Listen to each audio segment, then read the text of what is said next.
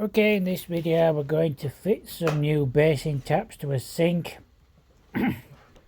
These are the taps in question. Just got them from B&Q, a set of cheap taps, replace them. These old ones, I fixed this one before a few months ago. They decided to get some new taps, a few basic tools, bath key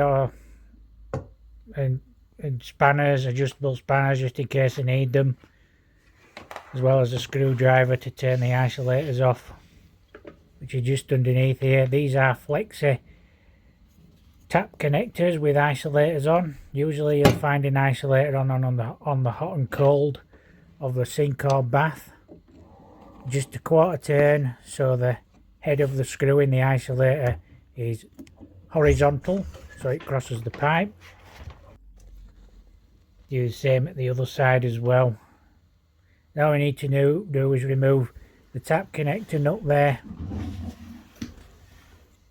So we're going to be using an adjustable, what I call a bath key. This is fit most types of nuts because it's got an adjustable jaw which is spring loaded at the top, and the whole of the handle bar of it is adjustable as well, so you can make it longer or shorter.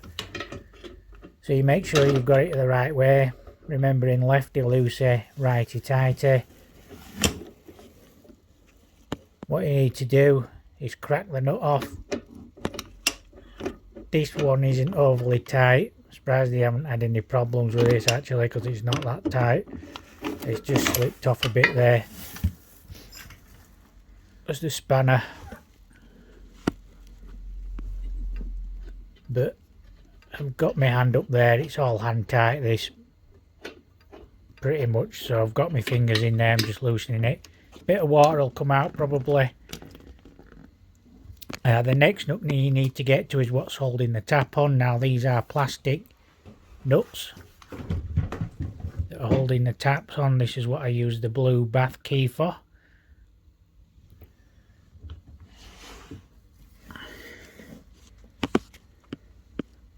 You notice there it is.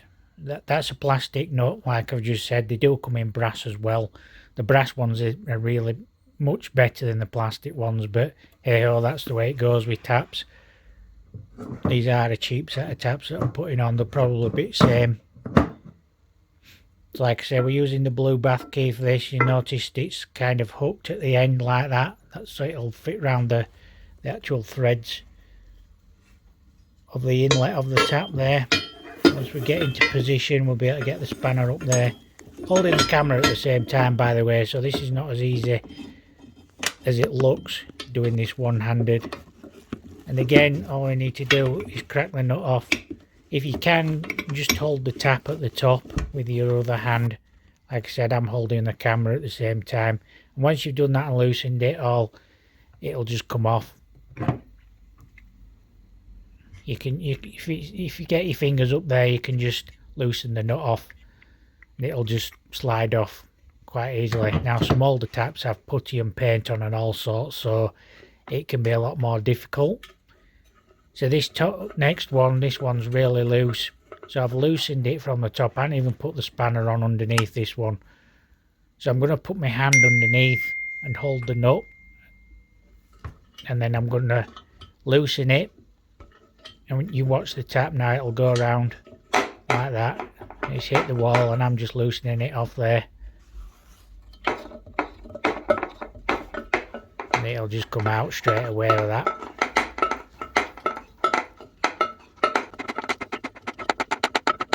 Speed it up a little bit.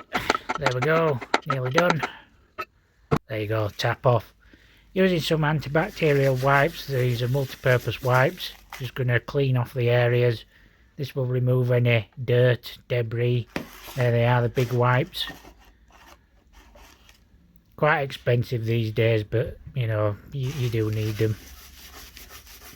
Probably noticed there's a couple of black marks where the taps have been, and there's also black silicone where the moulds appeared. It won't wipe off the silicone, so what we'll do is we'll scrape the silicone out and put another bead of silicone along the back there. So to do that, I'm using a Stanley blade. What you do is you run it along the back edge, scrape away the silicone. This will cut away the silicone and scrape any residue off, and then you run it along the bottom edge like that, and what'll happen is you'll end up with a strip of silicone. It was just like a rubber piece of silicone, which is what silicone is, rubber basically. There you go, it's coming loose. Careful you don't cut your fingers, by the way, you are holding a blade in your hand. It's quite easy to do this. Like I say, you're just scraping off the silicone with a blade. You can also use a wood chisel that's sharp, but I'm using a blade on this occasion. There you go, got rid of the silicone.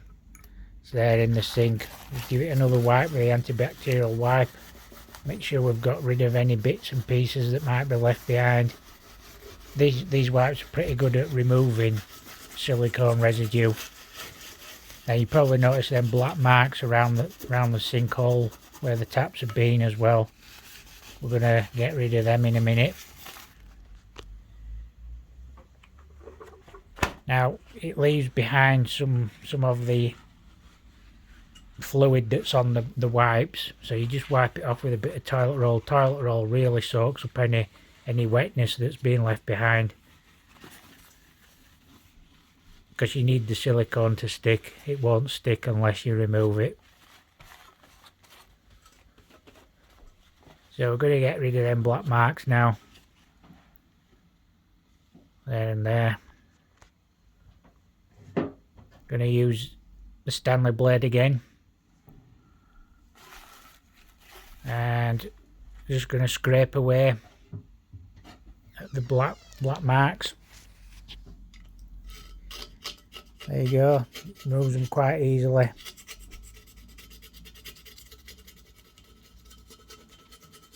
This is just where, you know, the rubber seals on the taps have left marks really. It's nothing serious, but you might as well remove them while you've got the taps off. Also, you're getting rid of any bacteria that might be growing under there as well by doing this.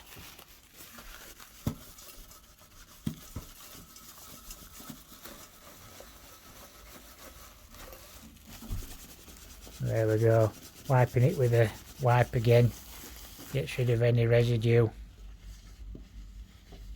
Again with a bit of toilet paper. If you got any blue roll, use some blue roll. Blue roll's pretty good at doing that. Now we're ready for a bead of silicone. This is just general purpose silicone I'm running on the back, making sure. So I've just wet my finger a little bit and run it along. I'm just going to get rid of some excess silicone there. You can get a tool that does this if you want to get one of them. Pretty good really, the tools that you can buy. And again, I'm just going to run my finger on like that. A bit more residue there. I'll get rid of that in a minute. But you're making sure you've got plenty of silicone into the gap. It should be fine. There we go. I think it's finished that now. Looks pretty good. Looks a lot neater as well if you can do that for your customer. So here we go, we're ready for the new taps. As you can see, pretty similar to what we're on already.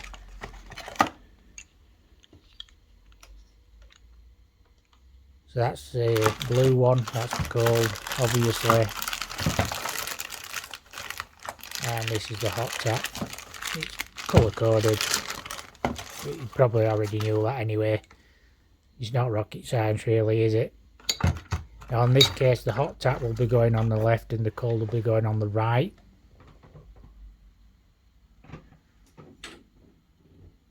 So basically fitting a tap now is just the opposite of taking it off, if you're remembering which way around you've done it.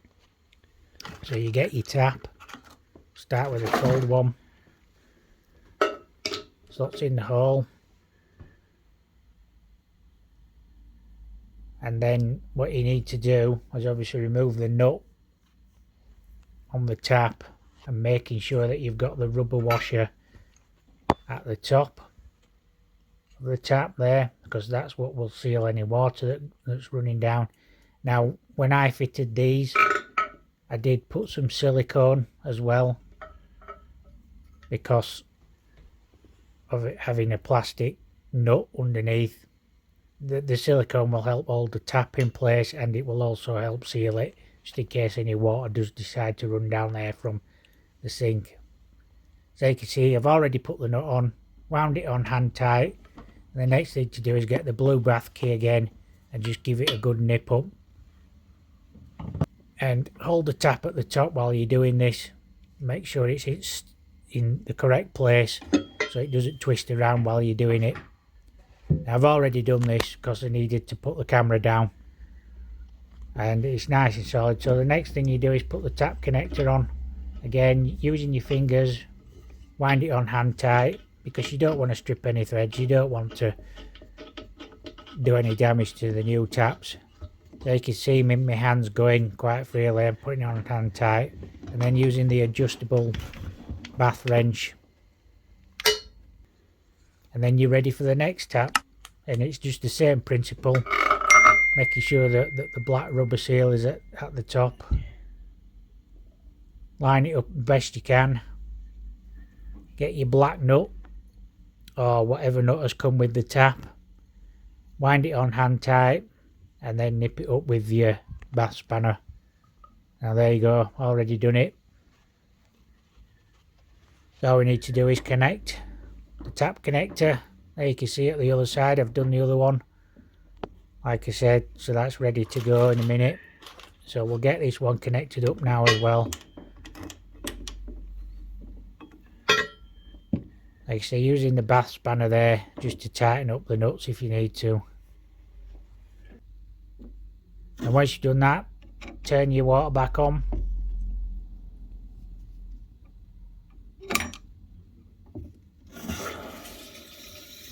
There we go. The tap's already on, so we're going to turn that off. There we go, with some hot water. It's getting warm now.